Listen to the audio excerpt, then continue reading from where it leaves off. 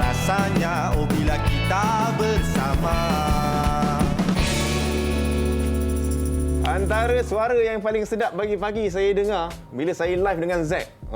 Zack, bagi sikit lagu intro tadi. Pagi hujung minggu. Oh, lain pula bunyi dia. Jangan nyanyilah kalau boleh lagu itu. Baru ingat nak meraikan. Okey. Dia lebih kurang. Tone tu dia lebih kurang. Tapi kita tahu Zack memang hebat dalam bidang muzik. Allah. Apa pun, selamat pagi. Assalamualaikum semua yang tengah tengok Borak Kopitiam. Yep. Hari ini hari terakhir untuk bulan Julai. Betul lah, hari ni hari terakhir untuk bulan Julai, 31 hari bulan sebelum kita masuk ke bulan Ogos. Kira-kira kalau kita tengok ni dah nak fikir-fikir dah nak separuh tahun, dah nak masuk setengah tahun yang kedua dah ni untuk tahun 2021 ni. Betul. Masih lagi kita berdepan dengan pandemik COVID-19 ni. Zack, kenapa kita diam tu? Tak, saya melihat meraikan seorang sahabat hebat lah kan. Jadi kepada anda semua jangan lupa untuk saya bagi tahu kawan-kawan, sanak saudara apa semua, bukan saja boleh saksikan kami secara langsung di TV3, tetapi boleh saksikan kami secara langsung di Facebook live Borak Kopitiam. Di mana korang boleh terus bagi komen, korang boleh suggest apa-apa sahaja kita akan baca nanti. InsyaAllah ada kesempatan kita akan baca dan mungkin kita akan reply dan mungkin kita akan cuba bagi pandangan juga untuk idea-idea yang dilontarkan dekat situ. Apapun, seperti biasalah untuk permulaan kita kan, hari ini kita akan kongsikan dulu sedikit info ataupun statistik berkenaan dengan COVID-19. Memang kalau kita tengok kes sekarang ni tak boleh nak cakap yang positif, memang sangat-sangat merisaukan, berbelas ribu yang ada. Semalam kesnya 16,840 dengan 134 kematian, Zack. Betul. Dan seperti anda semua dapat lihat, kes sembuh baru pun kita kena lihat juga 12,179. Dan ini membimbangkan kita di mana jumlah kes keseluruhan dah mencecah 1 juta lebih. Dan ini adalah kes baru mengikut negeri. Dan di Selangor masih catat yang tertinggi 6,000 diikuti dengan Kuala Lumpur. Betul. Dan kemudian di Johor pun tinggi juga. Johor, Kedah yang seperti mana yang ada yang dimaklumkan oleh Kementerian Kesihatan, ada beberapa kluster baru yang wujud selepas Hari Raya Haji tu. Antaranya kluster kunjung mengunjung Hari Raya dan juga kluster merentas daerah. Jadi itu yang kita kena harap maklumlah kan, kalau kita dah diberitahu supaya tidak melanggar SOP, jangan merentas daerah. Bila kita buat, adalah ni orang cakap akibatnya yang datang kemudian tu. Sebab kadang-kadang kita tak nak jangka, Zack. Orang yang dekat dengan kita, yang kita rasa mungkin tak ada apa-apa, tiba-tiba kita dapat kuncin daripada situ. Macam saya sendiri kan, sebagai orang yang berpengalaman ni, alhamdulillah saya dah kembali okey. Dah ada pelepasan KKM, dapat surat boleh bergerak keluar bebas dah. Tak payah kuarantin dah. Tapi sedikit pengajaran untuk saya untuk lebih berjaga-jaga jugalah. Benar. Itu saya suka bila Hafni sebut macam kita tak tahu dari mana datang. Sebab kadang-kadang dulu waktu mula-mula penularan COVID-19 ni, kita tak pernah jangka yang akan datang kepada kita. Tapi sekarang ni dengan Delta yang varian Delta dan sebagainya, itu membuatkan kita rasa macam anyone berjaga-jaga. Betul. Siapa saja boleh kena. Sebab varian Delta, kalau kita tengok slide ni, katanya dalam masa 15 saat sahaja mampu menjangkiti. Dan kalau kita tengok, yalah 15 saat tu bukannya lama. Kadang-kadang kita jumpa dengan kawan-kawan kita rasa tak ada apa-apa kan. Zack, lama tak jumpa apa semua. Mungkin kalau kat luar tak pakai mask kan, dalam masa 15 saat bila kita berdepan tu je dah boleh dijangkiti. Jadi kena lebih berwaspada, kena lebih berjaga-jaga. Kadang-kadang dalam rumah sendiri, kalau ada sesiapa yang mungkin ada simptom-simptom nampak macam kurang sihat, kalau boleh kita asingkan dulu dan segera mendapatkan nasihat ataupun rawatan daripada doktor. Betul. Itu cakap pasal vaksinasi kan, Hafni kan. Ni kita ada dua cerita yang kita nak kongsikan kepada anda. Borak Viral minggu ini. Pasal apa, Zack? Berkenaan dengan vaksin ni. Di mana sekarang ni orang terlampau, kadang-kadang kita stres hari-hari dan sebagainya. Betul. So ada satu cerita ni mana kita nak kongsikan bersama dengan anda. Ada seorang warga kita juga ni pergi vaksin. Tahu tak dia pakai apa? Dia kreatif, Zack. Dia kreatif. Kalau kita tengok. Ini dia. Tapi hantu pun nak pergi vaksin. Tapi kan, kalau dia vaksin malam, macam mana agaknya orang yang kat PPV tu Ada video dia kan, kalau kita boleh mainkan sikit. Cuba tengok video dia. Kalau jadi kat Zack ni, gerak lu bro. Cakap banyak. Tu nampak.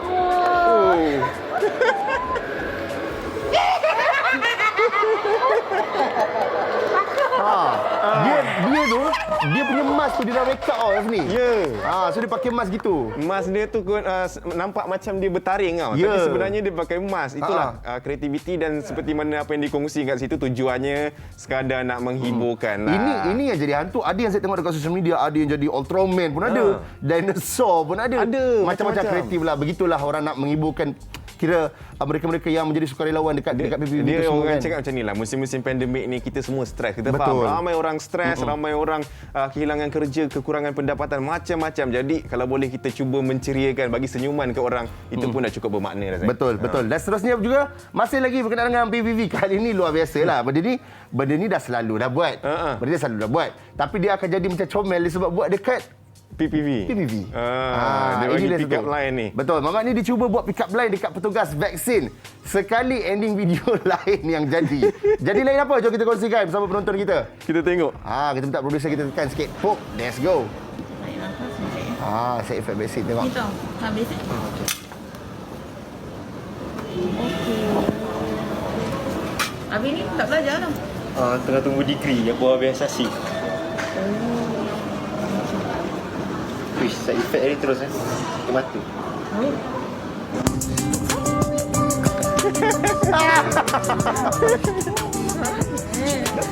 Apa nama? Nah, Fikri. Fishi. Sarang ya. Sekarang ni.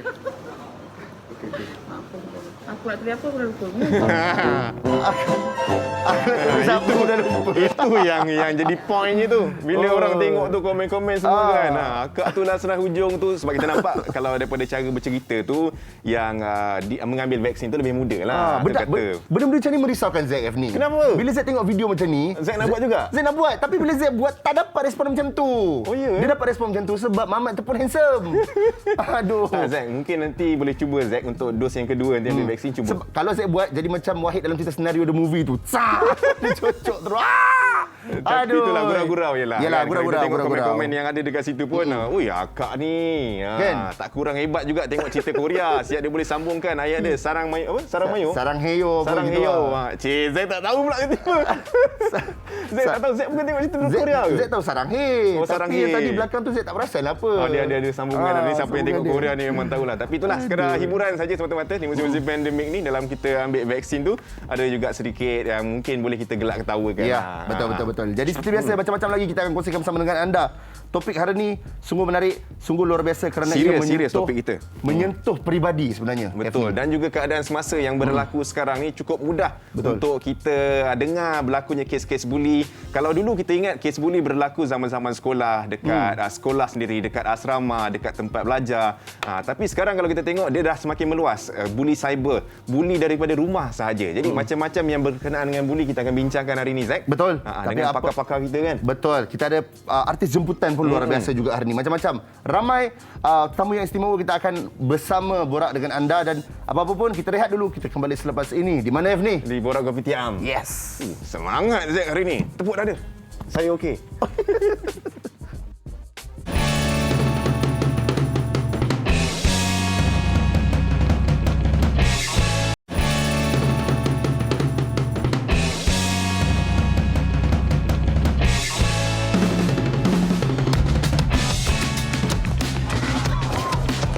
Buli adalah perbuatan tingkah laku agresif yang berulang bertujuan untuk menyakitkan individu lain.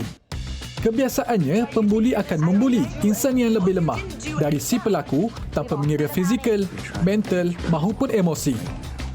Terdapat beberapa jenis buli. Antaranya, buli fizikal adalah perbuatan seperti memukul, menendang serta memaksa mangsa melakukan perkara-perkara yang tidak diingini. Kadang-kala perbuatan ini akan berakhir dalam keadaan yang tragis seperti kecederaan parah atau kematian. Buli lisan adalah percakapan seperti mengusik atau menghina, menyebarkan kabar angin serta mengejek orang lain. Kaedah yang paling biasa adalah seperti memberi nama samaran yang memalukan. Buli cyber merupakan perbuatan berulang yang bertujuan untuk menakutkan, mendatangkan kemarahan serta memalukan seseorang. Biasanya, pembuli akan menggunakan kemudahan teknologi di media sosial bagi mengancam mangsa yang akan memberi kesan kepada emosi mangsa. Legenda Budak Hostel antara filem yang memaparkan kesan kepada aktiviti yang tidak sihat ini.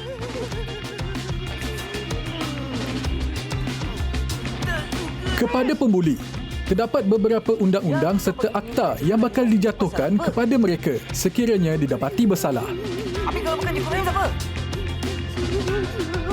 Jauhi diri dari sifat ini ya. Macam-macam kategori buli. Sebenarnya kalau kita nak cerita, kalau mengikut pengalaman Zack sendiri, ada pengalaman pernah dibuli? Pernah. Siapa Zack dulu pernah duduk asrama. Biasa adik-adik junior terkata satu ni mesti kena. Rasanya kebanyakan kita pernah lah kan. Kalau tak mungkin dari segi fizikalnya, mungkin dari segi cyber, psikologi, verbal, percakapan kan. Itu pun boleh dikategorikan sebagai buli. Tapi itulah nak bercakap pasal topik buli ni, kita bawakan orang yang lebih pakar untuk bercerita tentang apa jenis-jenis buli dan apa antara punca dan juga akibatnya sekiranya berlaku kes buli ni di kalangan masyarakat. Betul. Sebab tu bersama dengan kita seorang tamu yang sungguh istimewa, kita ada Profesor Datuk Dr. Muhammad Fazil Cik Din, merupakan seorang pakar psikologi kaunseling dari UPNM. Assalamualaikum Datuk. Waalaikumsalam warahmatullahi taala wabarakatuh. Terima kasih Hefni dan Zack pagi ni. Okey. Prof Datuk nampak memang cukup positif pagi-pagi hujung minggu ni ya. Oh, mesti punya. Ini mesti dah lepas breakfast ni. Belum lagi. Belum lagi ya. Belum lagi. Sebab apa? Dah prepare kan untuk apa dia tu ni perbincangan kita pagi ni. Menyeronokkan kita nak borak-borak kopi tiam kan? Ya. Okey Prof Datuk nak tanya dengan Prof Datuk tentang buli ni. Kalau kita tengok tadi kan, dia ada macam-macam jenis tu. Betul. Mungkin Datuk boleh huraikan dengan lebih details tentang faktor-faktor ataupun kategori-kategori buli yang ada tu. Okeylah. Ni kalau kita tengok sebenarnya buli ni salah satu daripada macam apa you kata tadi, dia tingkah laku agresif. Memang betul tingkah laku agresif. Sebab dalam kehidupan kita ni dia ada 3 pola tingkah laku. Yang pertama adalah tingkah laku yang pasif. Pasif ni orang yang dia ada hak tetapi dia membiarkan hak dia diambil, diganggu oleh orang yang lain. Ini lazimnya ciri-ciri mangsa buli. Okey, tingkah laku pasif.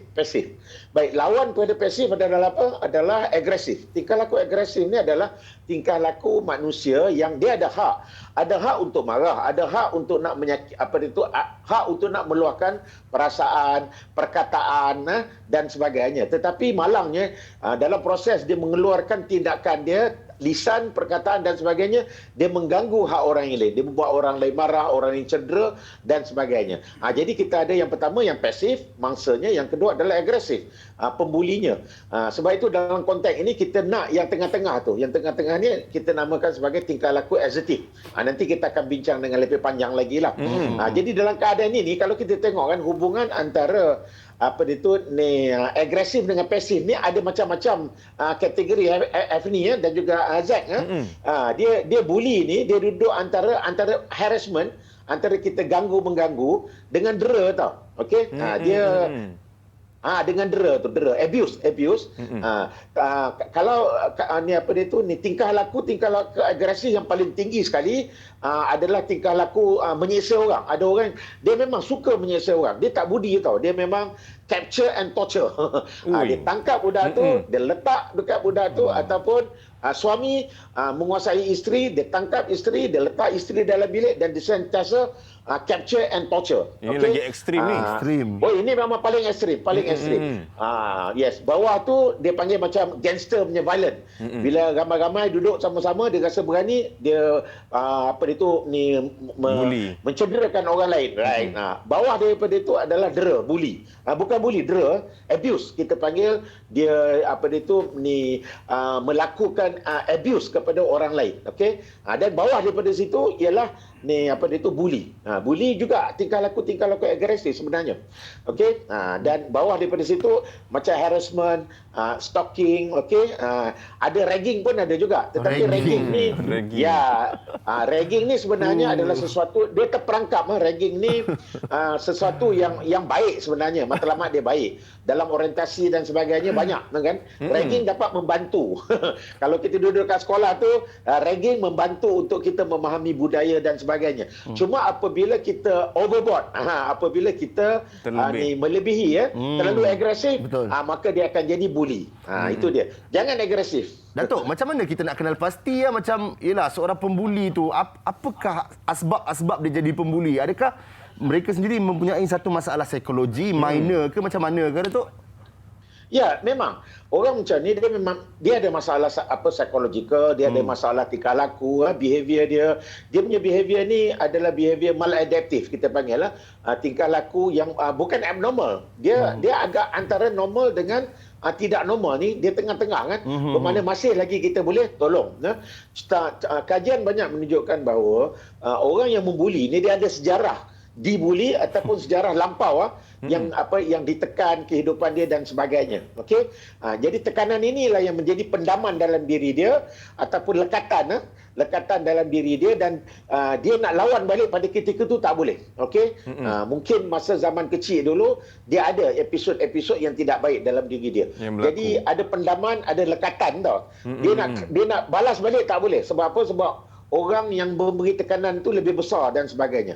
Tetapi apabila dia membesar, dia menjadi macam besar macam Hafni dan Zack ni. Okey, kita ada power dan sebagainya, we are in control. Di situ yang dia dia akan menggunakan lekatan-lekatan pendaman lama tu untuk dia nak memusnahkan orang lain. Okey. Selain daripada situ ada juga proses kehidupan kita ni, kita ada ego. Ego ni sebenarnya bagus untuk kita. Ego penting untuk kita nak menjaga maruah diri kita dan sebagainya. Cuma kadang-kadang dalam proses kehidupan ego kita ada tercalar. Okey, ada terguris, ada terhiris. Okey, jadi kegurisan itu yang kita nampak kita nak selesaikan. Sebab kita tak ada kemahiran untuk nak cope, untuk nak menangani perasaan tersebut. Jadi kita melakukan helah bela diri dengan apa? Dengan kita buat projection kepada orang lain. Kita projekkan tingkah laku tu kepada orang lain. Kita beri tumpuan. Di sini dia akan mencari orang-orang yang lebih lemah, orang yang lebih mangsa, kategori orang yang mempunyai self esteem yang rendah, konsep diri yang rendah, orang yang pendiam kan, orang yang tak ada banyak kontak. Sebab bila kita nak bully, kita mesti take control, take charge.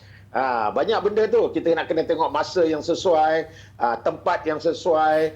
Okey, dia ada banyak lokasi dia macam.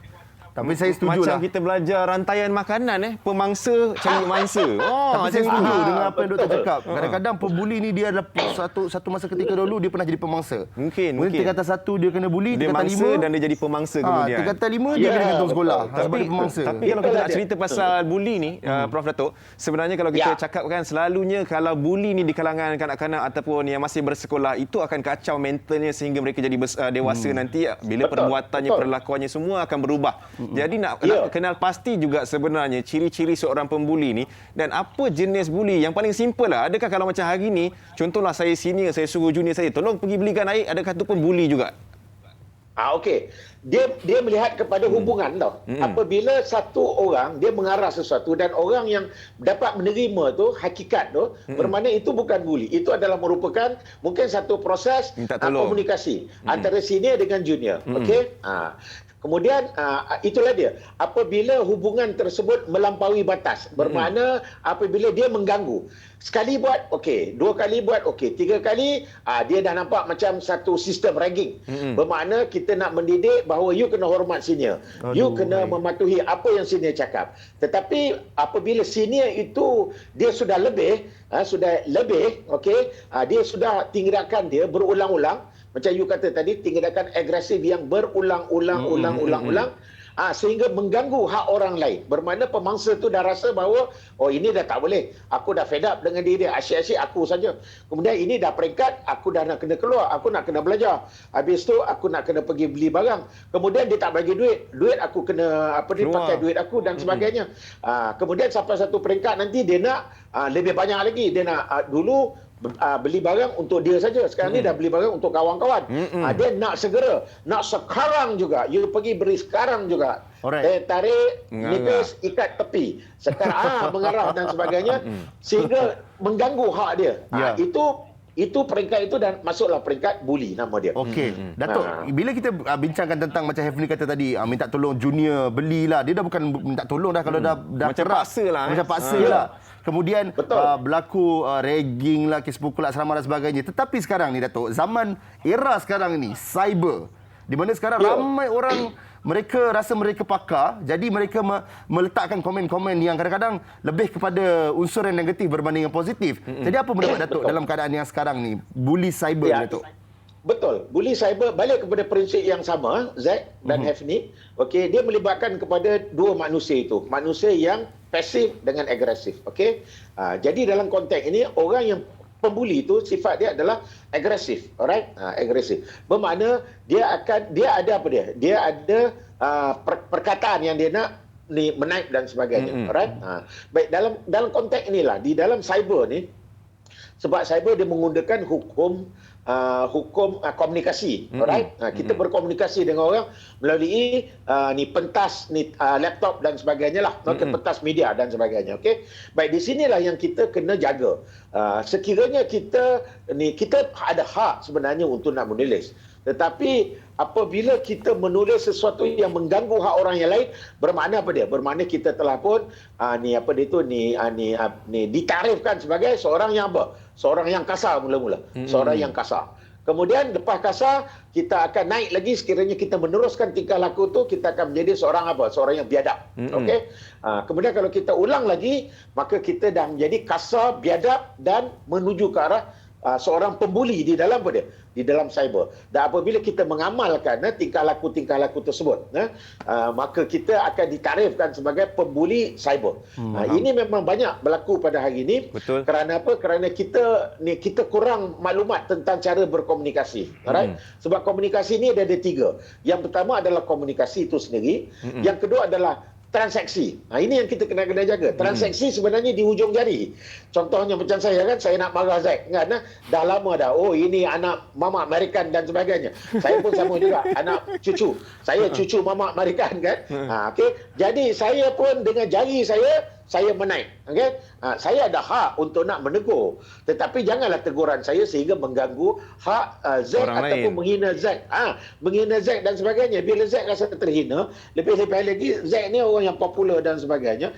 Jadi tak baguslah. Jadi saya dianggap sebagai orang yang agresif, menggunakan transaksi yang tak betul. Sebab itu bercakap pun sama juga. Bila saya nak marah isteri saya ada hak untuk nak marah isteri. Tapi kalau saya menggunakan transaksi, apalah kau ni, dah berapa tahun dah berkahwin dengan aku ni, macam tak reti-reti, macam bengap dan sebagainya. Nampak tak? Kita menggunakan transaksi. Bahasa. Itu yang kita namakan sebagai transaksi. Transaksi adalah apa? Adalah skrip-skrip yang kita pakai tu. Saya ada hak untuk marah, tetapi saya gunalah skrip yang lebih baik. Okey. I rasa you ni dah lama duduk kan. I think you memang pandai sebenarnya. Tapi maybe you dah penat kot. So you terlupa benda-benda yang tertentu. Kena gunakan bahasa yang lebih baik lah Prof Datuk. Yes, Prof, mesti. Prof Datuk, kadang-kadang ada orang yang melihat sosial media ni menggunakan hak kebebasan untuk bersuara, tapi hujungnya jatuh kepada menghina tu. Jadi mungkin Datuk boleh bagi nasihat sikit kepada, sebab yalah kita pun sebenarnya digalakkan kalau tak ada apa-apa yang baik untuk berkata-kata, lebih baik berdiam. Tapi sebab kadang-kadang dia nak suarakan juga pandangannya tu. Apa antara batas-batas yang mungkin Datuk boleh nasihatkan sikit? Ya. Baik, pada pandangan saya, semua orang ada hak sebenarnya. Hak untuk nak meluahkan perasaan. Okey? Di sinilah yang pertama sekali, kita mesti ada kemahiran untuk nak menggunakan alat itu. Okey? Lazimnya apabila kita ada alat, contohnya macam sekarang ni kita ada pentas untuk kita nak nak meluahkan perasaan di dalam sosial media dan sebagainya. Sosial media adalah alat. Apabila kita menggunakan dia, when we use, yang pertama kita jangan abuse. Okey, abuse. Maksudnya salah guna. Alright. Yang kedua kita jangan misuse. Salah guna juga. Yang pertama abuse, yang kedua misuse. Okey. Yang ketiga overuse. Jangan overuse sangat. Alright. Benda ni semua. Just use it. Hanya gunakanlah pentas ini dengan cara yang terbaik. Itu nombor 1. Kemahiran untuk nak menggunakan. Just use. Gunakanlah pentas ini dengan sebaik mungkin. Itu nombor 1. Jangan misuse, underuse ataupun overuse ataupun abuse. Alright? Baik, yang kedua, apabila kita menggunakan di dalam konteks kita kan, kita kena sentiasa menjaga akhlak kita. Okey? Akhlak adalah sangat penting. Sebab itu kita tengok antara satu individu dengan individu yang lain ada perbedaannya. Kerana apa? Kerana kita gagal untuk nak mengurus akhlak kita semasa kita berinteraksi dengan orang lain. Itu nombor 2. Baik, nombor 3 pada saya adalah pattern minda kita. Okey? Pattern minda ni Zack dengan Hafni kan, semasa kita duduk dekat cyber ni, kita ada kelebihan kita. Kelebihan kita apa? Tembak aje. Kita tembak aje. Tembak. mana peluru datang kan. Peluru datang, orang akan balas balik. Tetapi bila kita tengok tak betul, kita delete dia. Ini nampak proses komunikasi yang tak berkesan antara kita dengan orang yang lain. Bermakna kita hanya nak mendengar apa yang kita nak dengar, dan kita hanya nak bercakap apa yang kita nak cakap, kan? Jadi banyak one way communication. Jadi dalam konteks ini kita nampak bahawa pembuli cyber ni adalah orang yang selfish. Okey, mereka hanya nak tembak aja, tetapi dia tak nak terima peluru. Kan? Peluru-peluru yang kena tembak tu dia tak nak. Kan? Jadi kalau dia seorang yang seimbang, pattern minda dia terbuka, dapat menerima hakikat dan sebagainya, sebenarnya tembak-menembak tu akan membuat dia lebih matang. Okey. Ya, jadi bagus juga kita tembak menembak dan sebagainya. ZM ni memang. Betul. Baik, itu kalau dalam bahasa mudahnya, tolong jangan jadi orang yang pentingkan diri lah. Baik Datuk, kita sebenarnya nak bersembang lagi dengan Datuk, nak tanya lagi macam-macam dengan Datuk, tapi kita masa menceburu kita. Kesuntukan tu. Kesuntukan masa.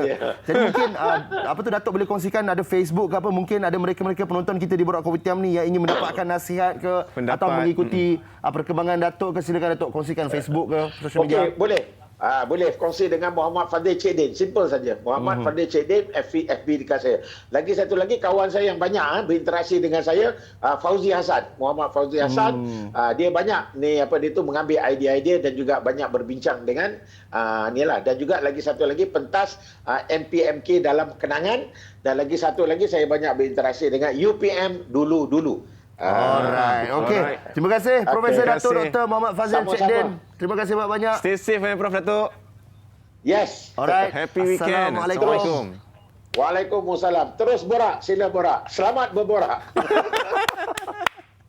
Energi Profesor. Satu perkongsian yang sangat-sangat baik sebenarnya yang dikongsikan tentang keadaan semasa yang berlaku kan. Sekarang ni musim-musim pandemik, orang tak boleh nak keluar, buli tu banyak berlaku secara dalam talian. Ya, tapi sekarang ni kebanyakannya fizikal tu mungkin kita kurang nampak secara fizikal, tapi dekat sini mental, secara psikologinya. Okey, baiklah. Jadi itu perkongsian yang menarik, dan sekarang ni kita nak kongsikan bersama dengan anda satu video ni juga yang kita dah sediakan. Yang telah disediakan oleh sahabat-sahabat kita. Jom kita saksikan. Ya, Assalamualaikum, selamat pagi diucapkan kepada semua penonton Borak Kopitiam. Baik, pada pagi ini untuk kita nak menjawab mengenai masalah buli, masalah sosial seperti ini, saya bersama dengan Puan Juana, iaitu merupakan seorang instruktor, seorang jurulatih seni mempertahankan diri taekwondo. Assalamualaikum Puan Juana. Waalaikumsalam warahmatullahi wabarakatuh. Boleh Puan Juana ceritakan sikitlah sedikit latar belakang Puan Juana, macam mana Puan boleh terlibat mengajar seni mempertahankan diri taekwondo ni? Saya memang minat seni mempertahankan diri taekwondo. Mula praktis taekwondo di universiti. Dan sekarang ni sebenarnya saya telah mengajar selama lebih kurang 18 tahun lah. Sejak tahun 2003. Jadi keseluruhannya saya telah berlatih taekwondo selama 30 tahun sebenarnya. Dan saya memiliki tali pinggang hitam darjah ke-6. Okey, sebab topik kita pada pagi ni kita nak cerita mengenai masalah buli. Jadi pada pendapat Puan sendiri, macam mana peranan taekwondo menangani masalah buli ni? Pertama sekali, kita nak cakap dari sudut pembuli itu sendiri. Orang yang suka membuli ni, selalunya dia mempunyai low self esteem. Jadi untuk menunjukkan yang dia tu sangat hebat, dia akan membuli orang yang dirasakan lemah. Sebenarnya dalam konteks seni mempertahankan diri, perlawanan secara fizikal adalah perkara paling akhir sekali kita patut lakukan. Ada tak kes kalau macam anak-anak ni dah belajar taekwondo, so dia dah ada skill, dia ada teknik tendangan lah, teknik tumbukan semua tu, dia pula yang membuli orang tu. So kalau macam tu, macam mana boleh nak buat Puan? Pertama sekali, saya sebagai jurulatih, dalam kelas saya selalu bagi tahu para pelajar saya, belajar taekwondo bukan untuk buli orang. Belajar taekwondo satu ilmu untuk kita belajar untuk mempertahankan diri, untuk diri kita berdisiplin, dan kita perlu treat orang, layan orang macam mana kita nak orang layan kita. Itu sangat penting. Okey, so sekarang ni Puan Juana dia nak bercerita dengan kita macam mana cara untuk kita nak handle pembuli di dalam taekwondo. Apa teknik-teknik je? Okey, Puan Juana boleh cerita sikit tak apa yang kita tengah lihat dekat video sekarang ni? Kalau kita diserang, adik yang sebelah kanan tadi menyerang, bila kita diserang, Pertama sekali kita block tangan dia dulu sebab dia menumbuk kan, atau sepakan dia kita block dulu. Kita block dan selepas tu kita serang balas. Dia block, nampak? Dia block tangan tadi dan dia bagi serangan balas di leher. Tu weak point Ada beberapa bahagian titik lemah di bahagian badan kita yang mana kita boleh pukul sekuat hati untuk melemahkan dia atau menjatuhkan dia supaya dia lambat untuk bertindak balas. Setiap orang berbeza-beza dia punya matlamat. Tapi yang paling utama kenapa belajar taekwondo sudah tentu untuk mempertahankan diri. Kita ada persediaan. Maknanya bila-bila sesuatu yang tak diingini berlaku, kita dah bersedia. Jadi kita belajar seni mempertahankan diri ni. Perkara terakhir ialah kita hanya melawan sekiranya diserang, bukan kita yang menyerang. Itu sangat penting. Sebab tu kita mempertahankan diri.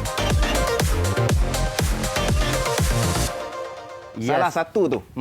Seni bela diri sebenarnya untuk melatih kita berdisiplin supaya tidak menjadi seorang pembuli. Zaid dulu gayung Alah, itu pun sebab terpaksa masuk sebab ikut kurikulum. Kenalah masuk. Sama lah, saya dulu masuk taekwondo sebab kalau cikgu kata satu kelas tak datang kena bayar RM2. Betul. Jadi terpaksa kena pergi taekwondo. Aduh, macam-macam. Jadi kita menantikan, kita melihat komen-komen anda di Facebook live kami. Jadi apa-apa pun kita akan terus mengupas lagi berkenaan dengan isu buli ni, tapi kita rehat ada dulu. tetamu kita kan? Kita nak bawakan lepas ni. Betul. Ada tetamu yang best juga Sekarang ni. ke lepas ni? Sekarang lah. Sekarang, tapi kita rehat dulu, kita santai kejap. Okey, Betul-betul right. kan Nilu? Sebab tetamu kita ni luar biasa. Zaid bergetar kalau tengok tetamu kita ni. Sentiasa bergetar. Dan sentiasa kalau kita tengok, Allah Akbar. Sentiasa nak tersenyum kalau kita tengok Instagramnya. Ya. Ada dalam talian jugalah bersama dengan kita. Sekarang ni kita bawakan nampak alamak. Berhijab pagi-pagi ni Zizi Kirana. Assalamualaikum, selamat pagi Zizi. Waalaikumsalam. Selamat pagi korang. Zizi, manisnya Zizi. Allah. Zizi baru habis mengajar kelas ya? Baru habis ni mengajar subuh. Okey, kalau kita pernah tengok kan ada kenyataan ataupun story pernah keluar dekat Instagram Zizi Kirana, yang Zizi Kirana ni tak ramai kawan perempuan sebab katanya dulu masa kecil-kecil pernah dibuli. Betul. Mungkin Zizi boleh ceritakan sikit Zizi? Kongsikan pengalaman Zizi macam mana tu? Itulah masa sekolah dulu saya memang lebih suka berkawan dengan lelaki sebab kebanyakan perempuan waktu zaman saya tu mulut diorang jahat tau. Aduh. Jadi mulut jahat. Jadi bila mulut jahat kadang-kadang dia tak menyerang fizikal kita tapi kita punya mental kan. Jadi alhamdulillah, tapi masa tu saya berkawan dengan kawan-kawan lelaki yang sangat support saya, yang selalu ada di belakang saya. Jadi saya tak rasa macam nak mengalah pun dengan diorang yang suka membuli tu. Patutlah wujud sakit hati semua nak luar. Dia luahkan balik. Itulah tu. Ingatkan waktu sekolah je kena bully. Rupanya dah besar dah. Zizi, apa antara perkataan-perkataan yang buatkan Zizi rasa terkesan sangat bila masa zaman sekolah kena buli tu?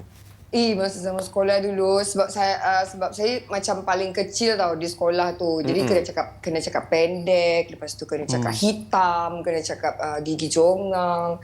Kat mana hitamnya? Okey. Tak, masa sekolah dulu memang nakal. Berbezalah. Zizi, biasanya kalau dekat sekolah kalau macam Zizi kena benda-benda macam tu kan, biasanya apa tindakan Zizi ya? Bila kena macam tu, adakah Zizi diam, pasif, ataupun Zizi melawan ke? Masa sekolah rendah dulu, sebab dia bully daripada sekolah rendah sampai sekolah menengah mesti ada punya yang akan membuli. Jadi masa sekolah rendah dulu saya agak macam takut. Diam. Jadi sikit-sikit saya akan bagi tahu mami saya, mami ada orang cakap macam ni dekat sekolah. Lepas tu, tapi bila dah masuk sekolah menengah, tak bagi canda. Kau bully, kau sabar je. Time tu dah jadi Kak Long lah. Sekarang lagi orang tak berani bully dia lah. Tunggu depan sekolah. Kau Tak bully boleh aku. sebab kita tak boleh bagi muka sangat dengan orang yang suka membuli ni. Sebab diorang ni yang suka membuli ni, diorang macam ada perangai yang rasa tak senang hati tengok orang tau. Betul. Diorang macam ada masalah, diorang sebenarnya ada masalah mental, macam tak puas kalau tak bully orang. Tak sakitkan hati orang kan. Tapi masalahnya kita yang kena pun, contohnya macam Zizi kena bully masa zaman sekolah, mesti terkesan juga kan. Zizi kata balik rumah cakap dengan mami semua, ada orang cakap macam ni kan. Tapi macam mana Zizi hari ni contoh kena bully, kena cakap macam-macam, nak bangun untuk pergi sekolah balik besok tu? Aduh. Nak bangun balik ke sekolah tu, aku macam sebab aku sejenis yang malas nak fikir tau. So macam kalau aku tak kenal apa pun, kau nak bully aku, kau tunggu saja. Macam tu. Jadi sebab tu sampai bila dah besar pun aku sentiasa kuatkan mental aku supaya aku tak terpengaruh dengan bully-bulian orang tu. Sebab mami pun selalu nasihat pergi sekolah untuk belajar, tak payah layan orang yang suka bully tu. Saya rasa mungkin sebab daripada kecil Maksudnya sekarang kena block kena block. Biarlah orang cakap apa je tu. Kita tak boleh izinkan diorang masuk dalam kita punya kepala. So mungkin sebab itu jugalah disebabkan keadaan bully dan pengalaman Zizi dengan pembuli ni semua membuatkan Zizi dia lebih berhati-hati di dalam memilih kawan. Boleh kata begitu ke Zizi? Betul. Sebab tu saya punya circle saya sangat kecil. Saya tak suka berkawan dengan ramai orang sebab semakin besar circle saya nanti semakin banyak mulut-mulut. Itu hipotesis yang paling baik tu. Semakin besar circle, semakin banyak hati. Jadi Zizi tak ramai kawan, dia memilih kawan untuk dia bully. Gitu. Sekarang aku bully dia orang. Tak ada. Tak boleh. Kita tak boleh bully orang. Zizi, soalan peribadilah Zizi Sekarang Zizi Kirana ni siapa tak kenal? Ada tak macam pembuli-pembuli lama tu datang macam hai Zizi, hai Zizi. Oi, suara terus jadi gitu. Terus jadi gitu. Sebab nak berkawan kan? Sebab dia loser. Sebab nak berkawan. Macam tu. Ada Zizi? Ada tau. Ada pernah satu ketika itu orang yang membuli saya, yang mengata saya dekat sekolah menengah, tiba-tiba dia DM dekat Facebook macam tu. Dia tanya, masih ingat tak saya gini-begini? Macam aku nak reply je, kau ingat aku tak ingat kau macam tu. Betul. Tak betul Liv ni. Tak tahu Liv ni pernah kena bully ke tak, tapi pernah betul juga. Tapi yalah memang faham lah. Maksudnya dulu-dulu mula dia tak adalah baik dengan kita. Tiba-tiba sekarang macam best friend pula kan. Betul. Tapi itulah aku tak reply langsung pun. Ignore je lah. Ignore je. Zee, ada soalan ni nak tanya ni daripada Facebook yang kita dapat ni Zee. Katanya orang yang ini yang diorang nak tanya lah. Penyanyi-penyanyi rap ni selalunya suka membuli Zee, dia kata Zee. Maksudnya suka bully production lah semasa mungkin nak buat persembahan ke, bully peminat atau sebagainya. Mungkin komen sikit Zee. Tak ada, bukan bully. Kadang-kadang itu pembawaan. Dia macam dia bawa. Pembawaan diri. Kadang-kadang dia bukan bully pun. Dia sebab dia terlalu selesa mungkin. Jadi dia dah anggap orang tu macam geng-geng dia tu yang terbawa-bawa tu. Gaya je lah. Penonton-penonton. Sebab penonton kita yang tanya Zee. Penonton kita yang tanya. Sebab dalam culture rap pun memang ada istilah beef kan. Antara rapper A dengan rapper B dia beef. So apa pandangan Zizi berkenaan dengan itu pula? Adakah ada yang certain golongan mengatakan saling membuli lah. Rap ni macam dia mengangkat pula budaya tu, tapi tidak sebenarnya. Apa pandangan Zizi? Dia sebenarnya macam kita memang tahu kalau hip hop ada memang istilah beef antara satu sama lain kan. Tapi itu sebenarnya beef antara karya, bukan antara orang itu fizikal itu ke fizikal yang itu. Tak. Tapi bila disalah anggap oleh seseorang atau rapper tu, dia akan jadi sampai ke hati, itu yang jadi macam sampai boleh gaduh. Aduh. Sebenarnya benda tu adalah kau nak berkarya kan. Okey, contoh kau nak beef siapa begini. Tapi bagi saya personal, saya tak suka nak beef orang ni sebab macam tak sehat lah nak fikir nak tulis lirik untuk hentam orang. Kiranya tu antara luahan sesebuah karya dengan karya yang lain lah. Jadi Cukup dekat situ lah. Depends dengan orang yang menerima tu. Kadang-kadang dia salah terima, tu yang sampai ke hati, tu jadi marah, bergaduh apa semua.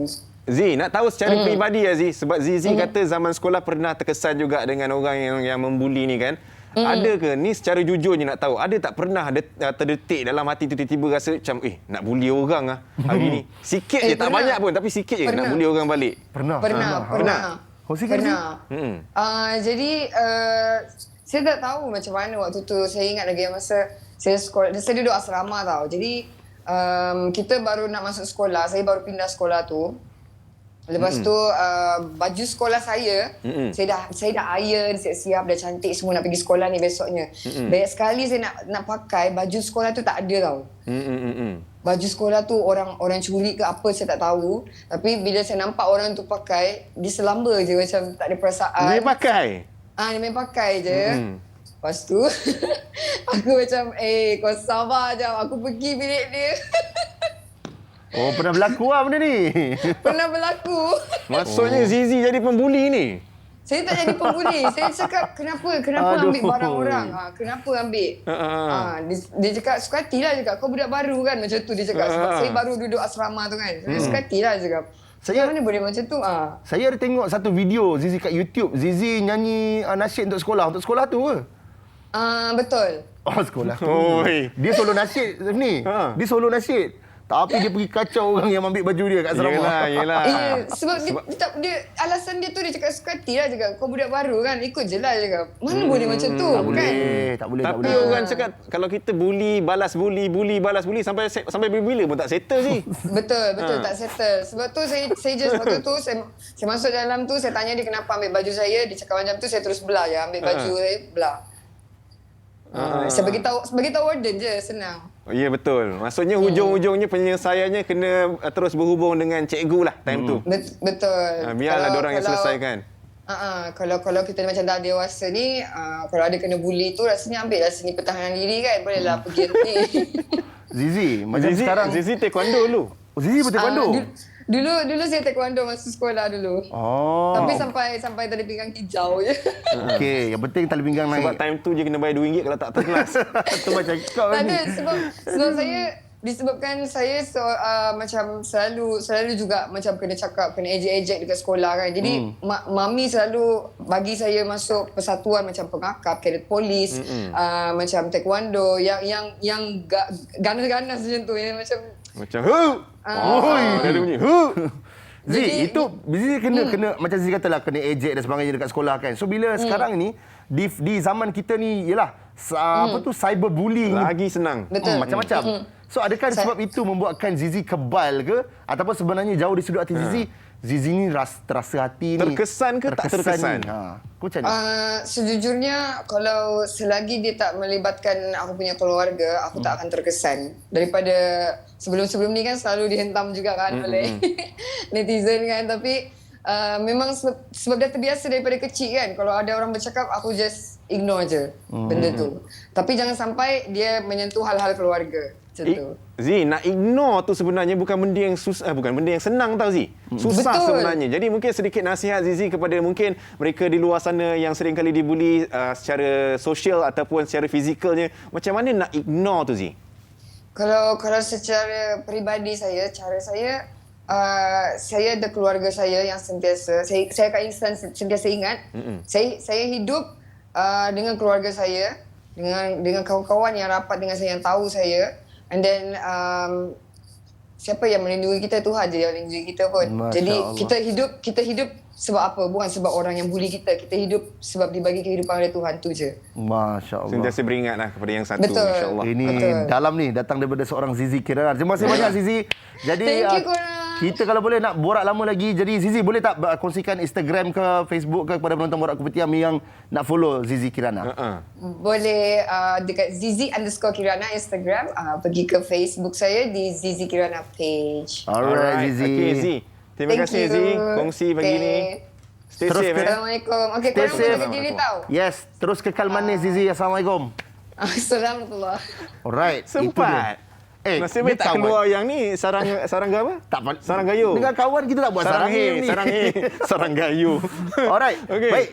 Kita nak cakap lagi pasal banyak lagi topik yang kita nak bincangkan berkenaan dengan bully. Benda yang sekarang ni rasanya terlalu banyak yang berlaku. Ya. Tapi kali ni kita nak rehat, Zack. Ambil nafas dulu sebab dah tengok Zizi Kirana tadi kan. Kembali selepas ni Borak Kopitiam. Dah. Idola kecil kembali, Zack cakap tadi. Saya tanya dia tak dapat jawapan. Saya harap masuk lagi ke kita. Kalau jadi host kita nak. Tapi Alright, guys. adik-adik kita lah idola kecil InsyaAllah, lah. insyaAllah. Alright. Bercakap tentang adik-adik kita yang berbakat, ada tetamu kita yang cukup istimewa hari ini yang kita nak bawakan. Memang sangat-sangat berbakat dan ramai orang yang terkenal dah pernah sampai ke tempat dia. Betul. Dan beliau juga seorang mangsa buli. Ini sebab tu kita nak panggil dia kerana dari jadi mangsa buli sekarang, beliau saya boleh katakan seorang yang superstar. Ya, Kerana apa? Pelukis yang masyhur. Yes, kita berbual dan di talian kita ada Nurul Afifah atau dikenali sebagai Pipo dan juga ayandanya Encik Rizal. Assalamualaikum. Dari Citra Kedah. Waalaikumsalam. Saya sebelum tu Encik Rizal, Pipo, saya bila sebut Citra Kedah ni dia dah peribadi lah. Saya tak boleh nak kata apa. Awak lagu tu. Citra Kedah ni kampung kita. Oh, ya ke? Oi, kampung tak mana? Kita nak belah-belah Kod Diang oh. Kampung Kubang Menderung Padang Serah. Dah. Nah, ini cerita macam sebab dah lama tak balik raya lagi rindu lah tu ya. Okey, Cik Rizal, Pipo. Ya. Kita nak tahulah berkenaan inilah kan. Saya bila baca kisah Pipo ni, saya rasa terinspirasi. Dari umur 15 tahun, dia berhenti. Disebabkan Berhenti beliau menjadi sekolah. masa buli, tetapi beliau tidak berhenti di situ. Dapat support daripada ayahnya untuk terus buat minatnya melukis dan sebagainya dan mendapat perhatian seorang yang luar biasa. Mungkin Pipo boleh kongsikan dengan penonton Borak Kopitiam juga. Kita bagi Pipo cerita sikit Pipo. Jangan kena buli. Saya berhenti sekolah pada umur saya 14 tahun. Saya kena buli macam mana orang buli saya. Orang tolak saya jatuh tangga, orang curi barang-barang saya, orang jepit telinga saya disebabkan saya tak boleh nak mendengar. Rasa betul cara percakapan Pipo ni memang betul rasa utara tu. Saya yang selatan ni nak kena dengar betul-betul lah apa benda yang disampaikan. Tapi kita faham lah maksudnya umur 14. Betul. Dah rasa agak tertekan di sekolah, berhenti dan kemudian macam mana mula-mula Pipo sampaikan niat tu cakap dengan ayah nak berhenti sekolah sebab dah tak tahan dah kena buli tu. Pipo cakap macam mana Pipo katakan ni. Macam mana bagi tahu ayah tu? Macam mana apa? Bagi tahu ayah kata nak berhenti. Saya nak berhenti sekolah disebabkan saya dah tak tahan dah kena buli kat sekolah. Sampai kan saya dah report dah dekat Jabatan Pendidikan pun dia tak ada tindakan. Macam Cik Rizal sebagai seorang ayah, bagaimana yang membuatkan Cik Rizal bersetuju dengan permintaan Pipo tu? Okey. Saya tengoklah kan bila kita terlampau memaksa lah, bagi saya memaksa, sampaikan satu tahap dia dah memberontak. Bila dia memberontak ni kita rasa kesian dekat dia. Betul. Jadi setiap kali bila kita nak suruh dia pergi sekolah jadi satu benda yang amat beban bagi diri dia. Kan? Jadi bila nak pergi sekolah kita tengok dia stres, dia memang rasa orang kata tertekan sangat-sangat sampai teriak sampai apa kan. Jadi bagi kita benda tu dah terlampau stres bagi dia. Kalau kita suruh juga akan jadi masalah lain pada dia. Sebab kita dah pergi jumpa cikgu, kita dah pergi jumpa kaunselor, kita dah pergi sampai ke Jabatan Pendidikan, tapi benda ni tetap berulang. Jadi bila benda ni jadi macam tu, saya buat keputusan lah. Saya sembang dengan dia daripada hati ke hati apa yang dia nak buat. Jadi dia kata boleh tak kalau Pipo duduk dekat rumah, Pipo nak melukis. So saya kata okey lah kalau macam tu, tapi Pipo kena ada kesungguhan lah. Jadi kalau nak kesungguhan tu, saya insyaAllah kita support mereka, kita sebagai keluarga support, kita beli peralatan-peralatan dan daripada situ dia bermula. Tapi Cik Rizal nak tahu juga yalah, mungkin salah satu cara untuk Pipo sendiri hilangkan stres tu dengan melukis. Macam Cik Rizal sendiri nampak bakatnya ke arah lukisan tu daripada umur berapa tu sebenarnya? Okey, saya mula nampak bakat dia melukis ni sejak dia masuk tadika lah. Sebab kalau kita tengok dia pergi sekolah, kalau dia bawa balik hadiah tu, tak kira lah masa sekolah rendah ke, sampai ke sekolah menengah pun, dan kalau ada apa-apa kerajaan atau majlis di kampung, bila dia bawa balik hadiah tu kita dah tahu lah. Kata benda tu mesti dia menang melukis. Daripada situ kita tahu, dia memang dia minat ni nak melukis ni. Dan itulah, jadi daripada situ kita galakkan lagi dan kita tengok dia melukis ni ke arah mana, genre mana yang dia minat. Jadi bila saya tengok dia minat, orang kata macam dengan doodle. Dan saya cuba suruh dia explore betul-betul sampailah dia orang kata dapat buat yang terbaik lah kan. Tapi sampai sekarang dia tak belajar di mana-mana, dia masih praktis day by day lah untuk memahirkan diri dia. Okey, Pipo, kami dekat Borak Kopitiam ni suka sangat cerita berkenaan di mana kita ada baca di mana satu perasmian dekat UUM and then karya lukisan Pipo ini mendapat perhatian dipamerkan. Tunku Laksmana Kedah, Datuk Seri Tunku Syazuddin Arif Sultan Salehuddin. yang meluahkan hasrat untuk memiliki Pipo punya hasil seni tu. Jadi mungkin daripada seorang yang dibuli dapat iktiraf macam ni pula, apa yang Pipo rasa yang mungkin Pipo boleh luahkan kepada kita? Bila Pipo dapat tahu lukisan Pipo dekat UEM tu. Dipamerkan, orang tengok, orang suka. Jadi macam mana boleh gambarkan tak perasaan masa tu Pipo?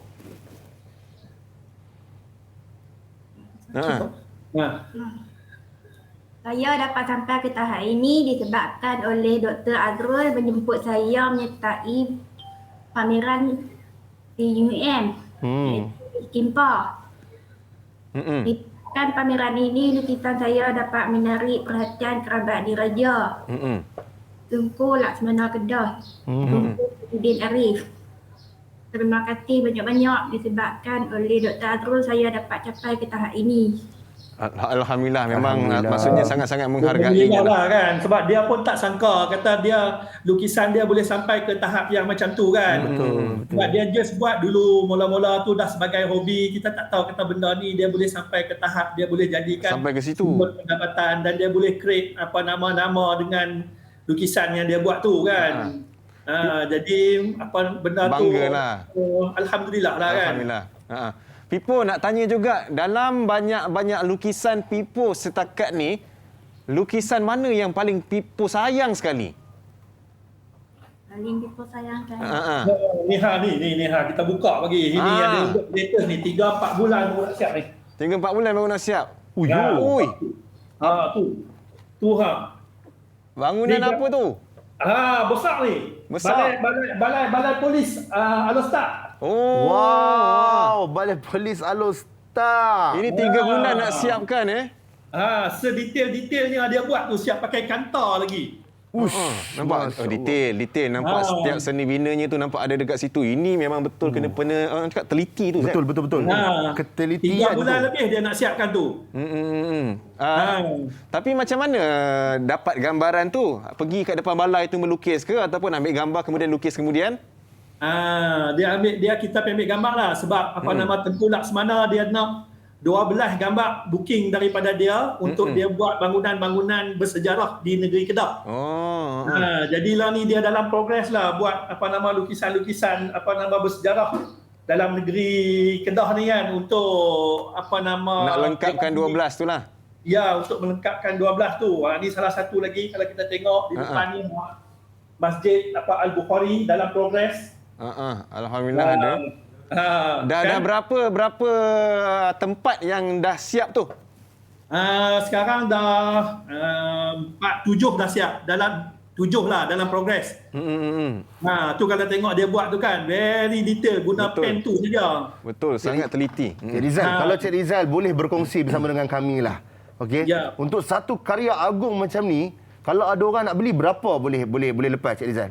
Buat masa sekarang ni oleh kerana dia ni bukannya ada nama sangat, UAI ni yang pernah terjual pun sekeping dalam 2,000 ke 2,500 macam tu saja.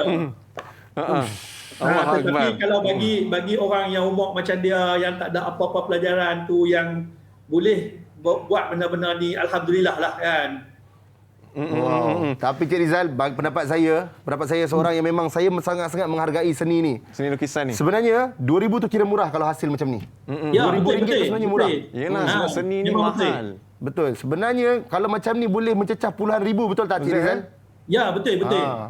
Tapi macam ialah seperti mana Cik Rizal beritahu, dia selari dengan populariti juga nama. Bila nama dah makin besar nanti insya-Allah semakin terkenal, boleh menjana lebih banyak pendapatan dari situ. Teruskan apa yang Pipo buat.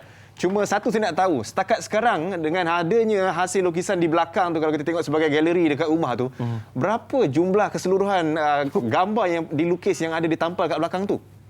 Kalau nak ikut tu hampir 30 ke 40 keping lagi masih ada lah dalam simpanan. Itu yang tidak dijual ataupun masih lagi menunggu mencari pembelinya? Tidak dijual. Yang tu kita just pamerkan dekat kita punya galeri. Dan untuk makluman juga Pipo pun di orang kata kalau di Kedah ni Semawa ni Di offer untuk membuat pameran solo di Balai Seni Lukis Balai Seni Negeri Kedah. Alhamdulillah. Jadi oleh kerana banyak lukisan-lukisan dia yang cantik-cantik, yang besar-besar dah terjual kepada pihak istana, jadi dia nak kena kuatkan lagi lah dia punya usaha untuk nak banyakkan dia punya koleksi ke arah untuk nak buat pameran solo tu. Faham. Baik. Jadi itulah dia tuan-tuan dan puan-puan yang sedang menyaksikan Borak Kopitiam ini adalah salah satu bukti bahawa walaupun anda merupakan seorang pemangsa buli, jangan sesekali biarkan pembuli itu menang dengan melihat anda semua jatuh. Jadi Cik Rizal, boleh kalau Cik Rizal izinkan Pipo untuk menasihati atau menambahkan semangat kepada pemangsa-pemangsa buli di luar sana agar menambah semangat-semangat mereka. Mangsa, Cik Rizal. Zat. Mangsa. Mangsa. Pemangsa tu perempuan. Mangsa, sorry. Jangan. Mangsa, sorry. Pada orang di luar sana mempunyai masalah seperti saya, jangan ambil hati apa orang kata pada kita, jangan ambil simpan dalam hati. Kalau kita ambil semua tu, sampai bila kita takkan berjaya. Kita sebagai manusia jadi diri sendiri. Dan jangan ambil apa orang kata pada kita. Maksudnya kena jadi positif lah Pipo Kita kena jadi positif lah maksud dia tu kan. So kita boleh yang kita ada dalam diri kita tu kita tajamkan lagi supaya kita boleh bangkit dengan sebaik-baiknya menjadi yang terbaik antara yang terbaik kan Pipo. InsyaAllah. Cik Rizal mungkin boleh kongsikan IG, Instagram, Facebook Pipo, mungkin ada yang berminat nak melihat hasil karyanya. Pipo kita boleh tengok dia punya IG, dia punya FB dan dia punya YouTube, semua dia pakai nama Pipo Onye. Pipo Onye. Okey. Comel. Alright, terima kasih Pipo, terima kasih Cik Rizal. Semoga dipermudahkan segala urusan dan mantap terus rezekinya. Terima kasih juga pada Borak Kopitiam kerana bagi peluang pada kami hari ini. Bye. Assalamualaikum. Stay safe. Assalamualaikum. Betul lah, Hefni. Betul lah. Saya tak perasan tadi. Terima kasih kerana betulkan saya. Mangsa, bukan pemangsa. Alright. Jadi, macam-macam yang telah kita kongsikan bersama dengan anda. Tetapi kalau dekat TV3 ni, salah satu benda yang tak sah kalau tak ada, Hefni. Drama. Ini paling favourite ni. Orang nak tengok musim-musim PKP lagi ni. Betul. Jadi ada video playback yang kita dah sediakan untuk penonton semua. Jom kita saksikan. Boleh ulang balik. Jatuh cinta. Bang, abang nak pukul-pukul lah, bang. Kembalikanlah ibuku, ya Allah. Aku perlukan ibu aku di sisiku. Kau ni siapa? Tapi kau ingat, aku akan melutut merayu dekat engkau untuk minta maaf. Tunggu engkau. Hatimu Sedingin Salju, episod akhir di Akasia TV3. Jangan lupa saksikan drama Akasia, Hatimu Sedingin Salju. Suara VO betul ni, suara mahal ni. Tapi itulah kalau cakap pasal drama Akasia ni Zai, orang dok tengok sampai mencurah-curah air mata. Tak apalah, kita nak sembang banyak pun tak guna, takut dia orang mencurah-curah air liur.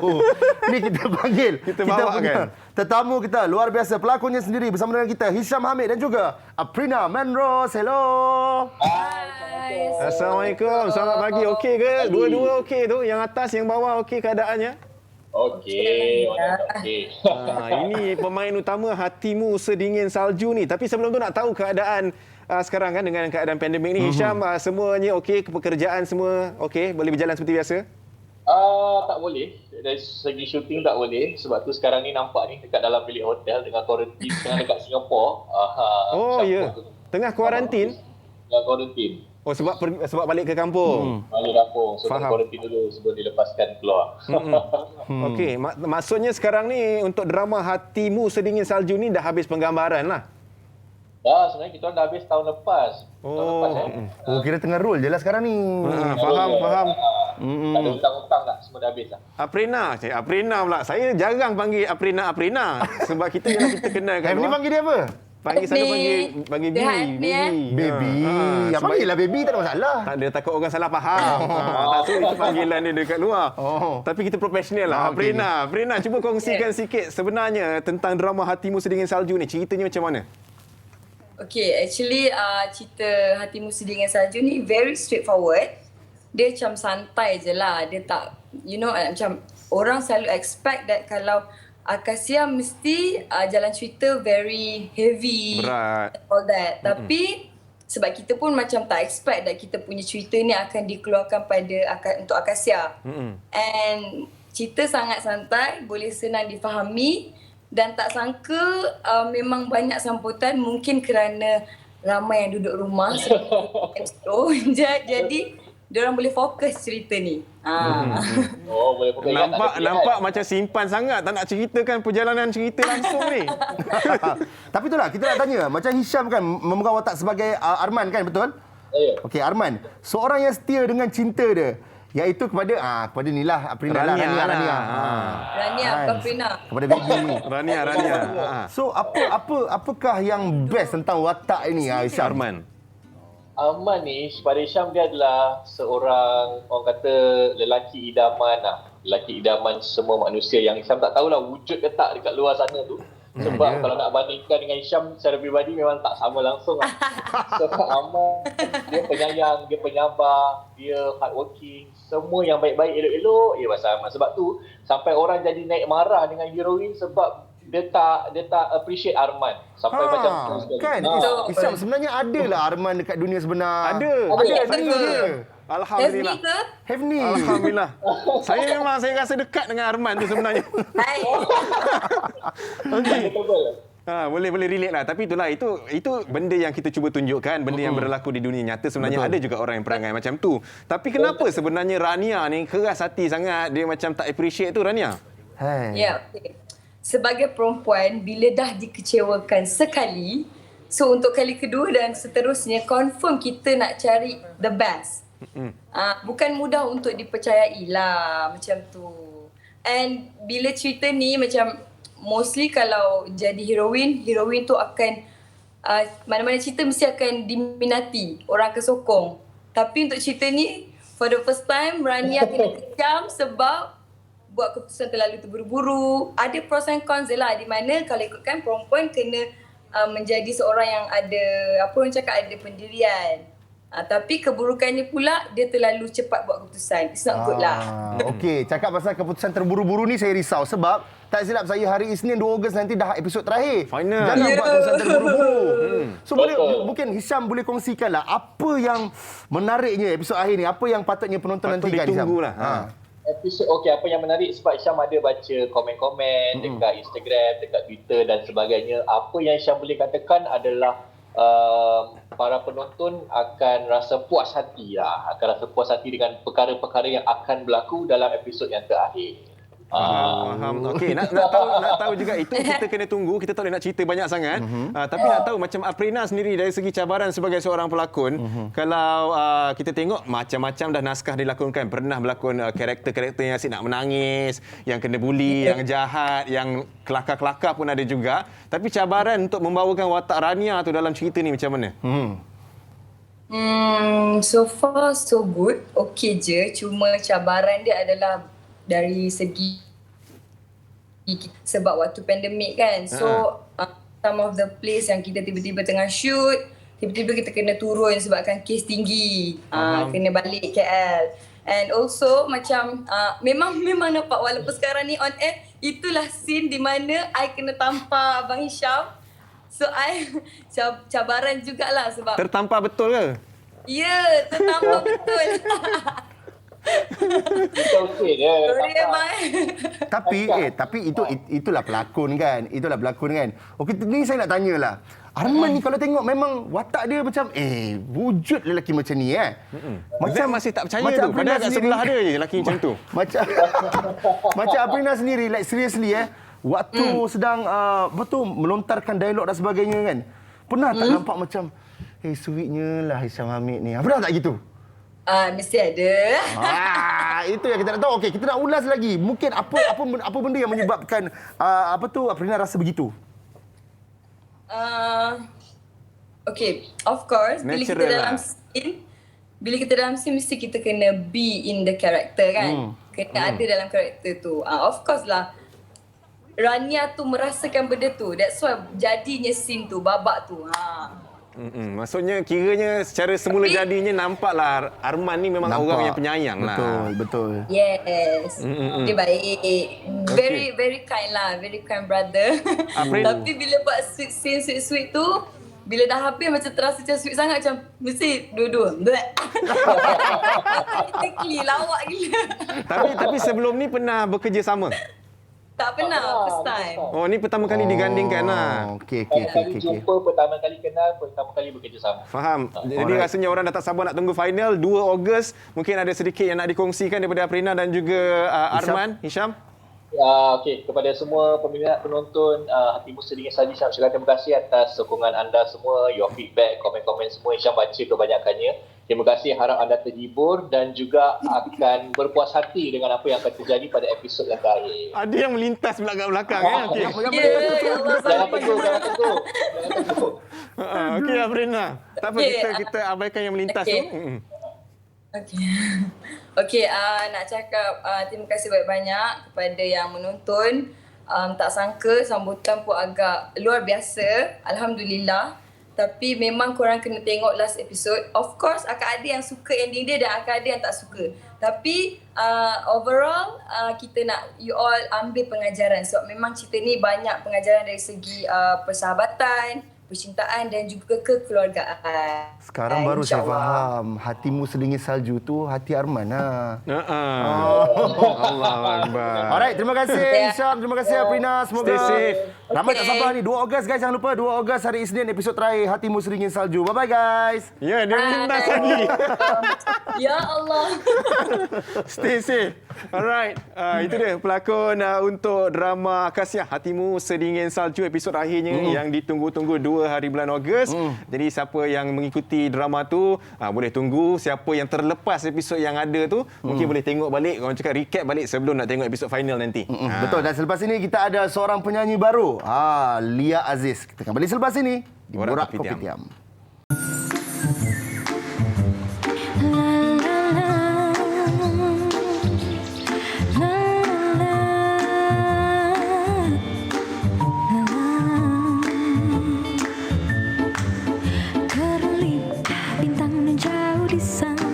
Sudah pastinya ku fikirkan dirimu.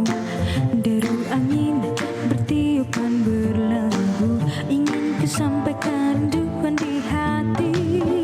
Lagu cinta ini untuk kamu. Sambil ku tenung bulan menghiasi malam. Dan tercipta bibit kata indah. Dan ku lagukan rasaku. Ku serentak dengan nadaku bersama jari jemariku menyeru menari bersama diriku. Namamu ku rahsiakan dan telah kau patri di hatiku. Kucu-kucu-kucu-kucu. Aku jatuh cinta.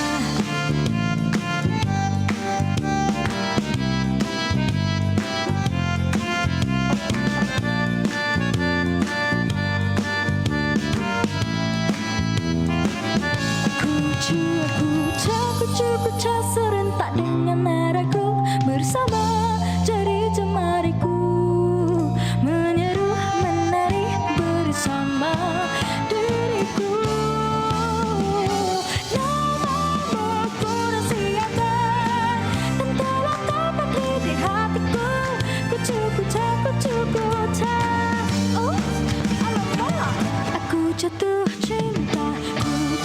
Kucu-kucu-kucu-kucu serentak dengan nadaku bersama jari jemariku menyeru menari bersama diriku. Namamu ku rahsiakan dan telah kau patri di hatiku. Kucu-kucu-kucu-kucu. Alamak, aku jatuh cinta, cinta, cinta, cinta, cinta. Lagu cinta ini untuk kamu. Sambil ku tenung bulan menghiasi malam. Dan tercipta bibit kata indah. Aku jatuh cinta. Aku jatuh cinta.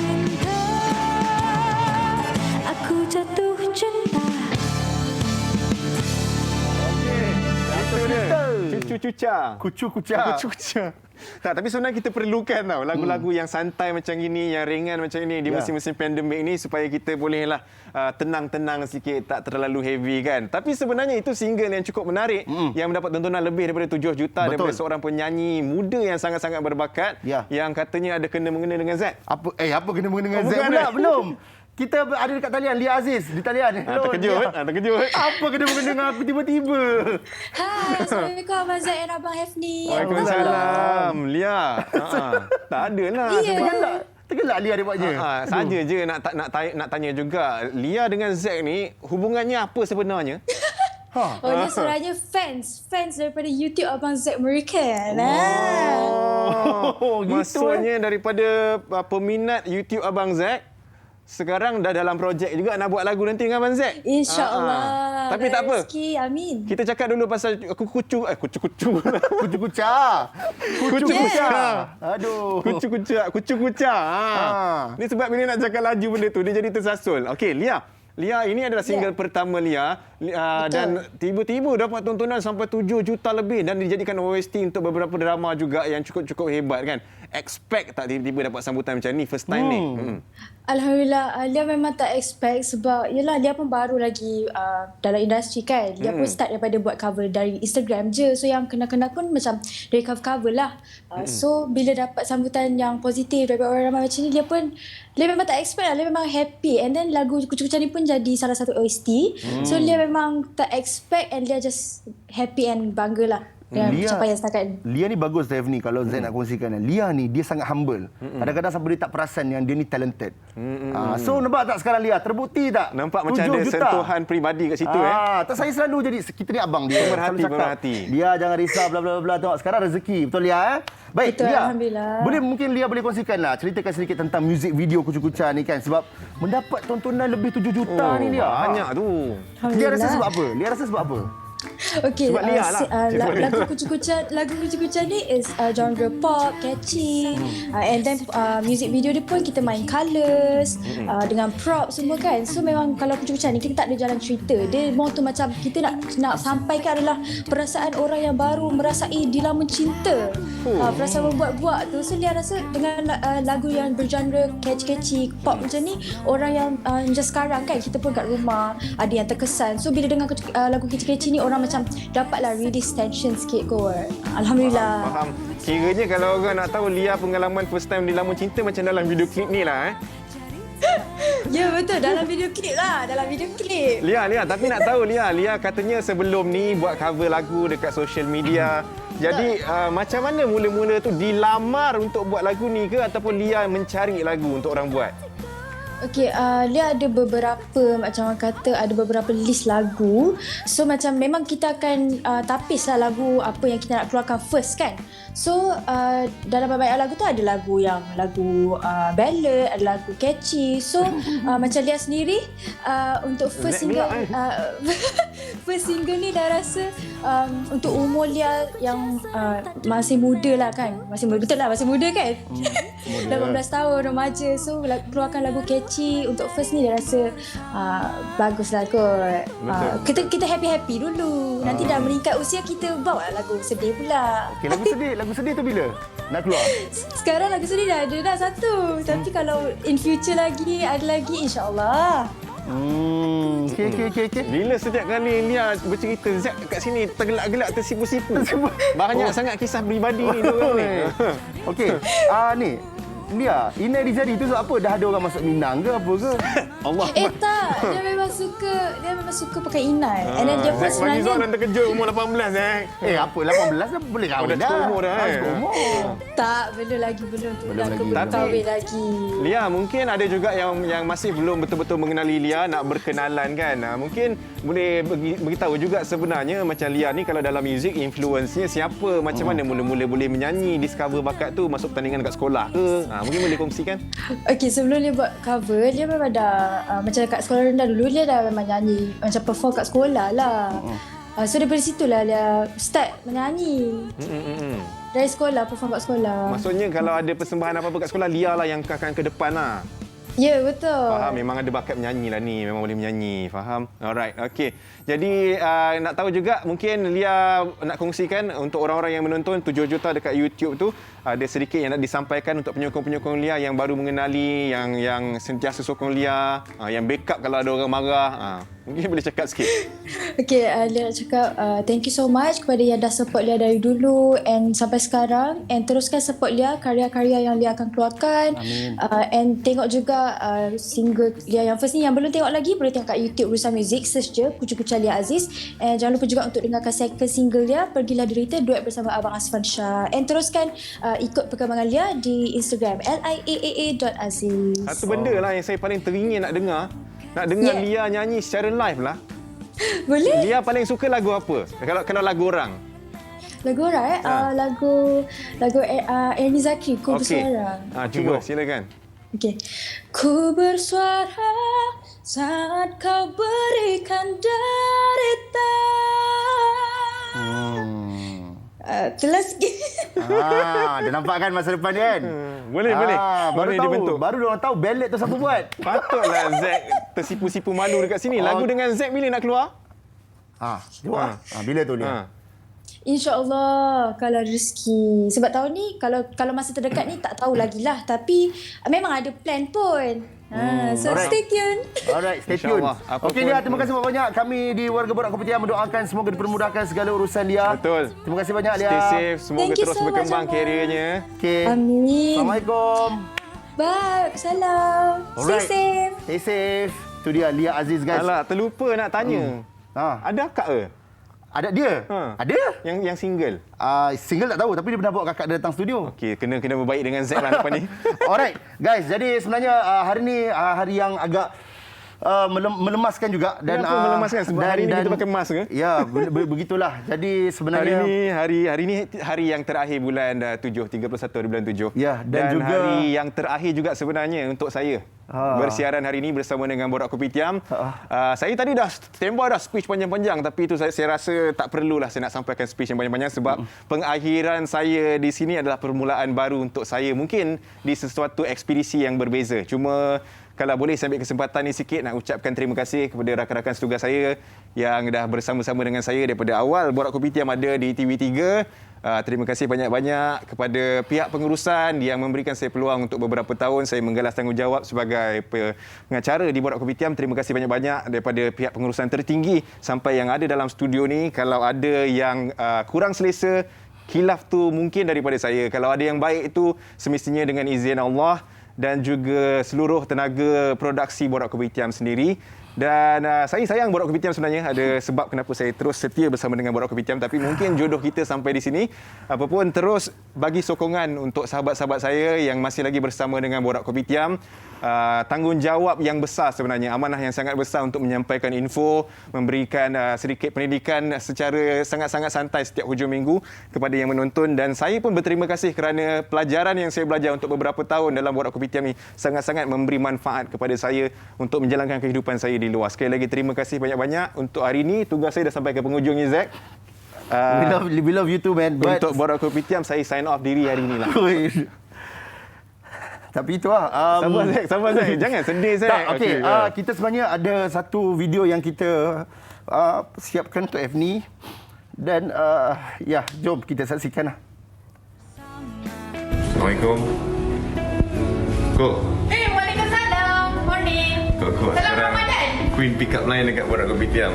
Okay, kita akan bersiaran lebih kurang 30 minit lagi. Percaya padaku.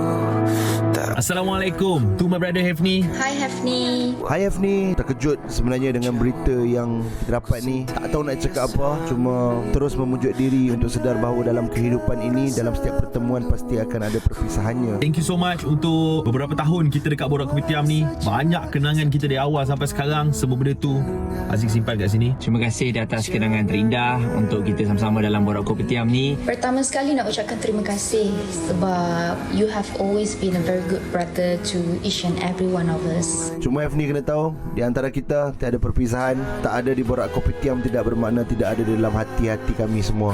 InsyaAllah. Semoga segala urusan Hefni dekat luar sana dipermudahkan. Kita adalah line up Borak Kopitiam dari awal Borak Kopitiam ada. Saya banyak belajar daripada Hefni juga. Banyak nasihat yang Hefni pernah bagi dekat saya. Semoga Hefni kat luar sana dapat macam-macam lagi peluang. Semoga kita berpeluang untuk kerjasama lagi Hefni lepas ni. All the best untuk Hefni Saad dan dipermudahkan, diperluaskan lagi rezeki ni. Hefni adalah seorang yang baik, seorang lelaki yang gentleman, soft spoken, banyak tahu benda, orang yang berkredibiliti, committed dengan kerja. Nampak je malu-malu, senyap-senyap macam tu kan. Tapi actually deep down inside you boleh dikatakan ada ciri-ciri lelaki Melayu terakhir. Nampak tu Ji, ini semua untuk jodoh-jodoh kat luar sana. Cepat, wanita-wanita single, contact Hefni sekarang, okay? Semoga cepat kahwin Hefni. Dan juga, this is not the end. Keep in touch bro, jaga diri, kita jumpa lagi. Apa-apa pun, keep in touch Hefni. I love you brother.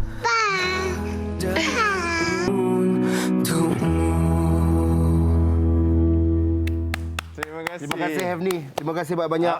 Awak adalah abang saya, awak juga banyak mengajar saya. Borak Kopitiam merupakan TV show yang pertama saya buat daripada YouTube. Nanti ke sini. Terima kasih banyak Hefni.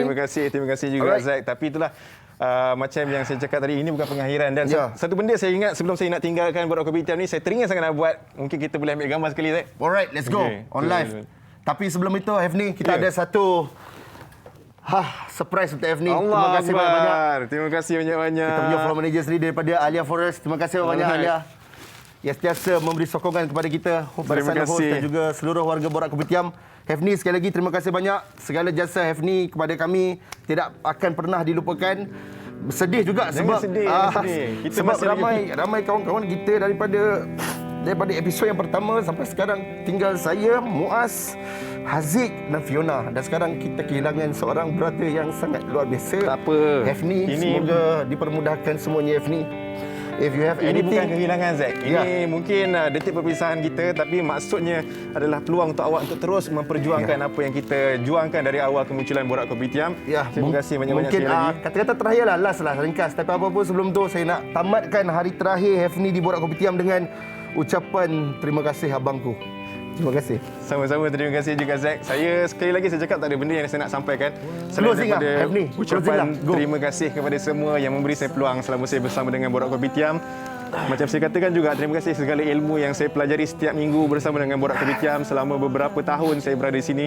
Minta maaf kalau ada tersilap, semuanya datang. Kalau yang buruk tu tentunya datang daripada saya, yang baik itu daripada dengan keizinan Allah dan juga seluruh tenaga kerja produksi. Kepada yang menonton, sering memberi semangat, yang memberi nasihat, saya terima segala-galanya. Terima kasih. InsyaAllah kalau ada rezeki, bukan di sini, mungkin kita akan jumpa di tempat lain. Untuk hari ini, saya Hefni Saad untuk Borak Kopitiam signing off untuk tahun 2021. Assalamualaikum.